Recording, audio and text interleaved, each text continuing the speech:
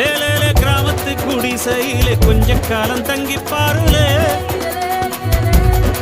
கூரையின் ஓட்டை வீரி செல்வழி நட்சத்திரம் எண்டி பாருளே கூவும் செல்போனின் நச்சரிப்பை அணைத்து கொஞ்சம் செல்வண்ணின் உச்சரிப்பை கேட்போ வெறும் காலில் செருப்பின்று நடந்து மண்ணோடு பேசிக்கொண்டு போவோம் மழலைகள் ஆவோ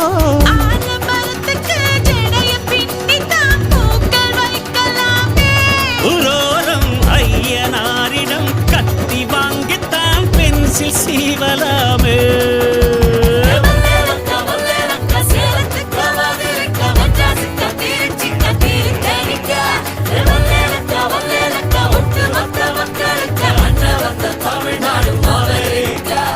காவிரி யாரும் கை குத்தல் அரிசியும் மறந்து போக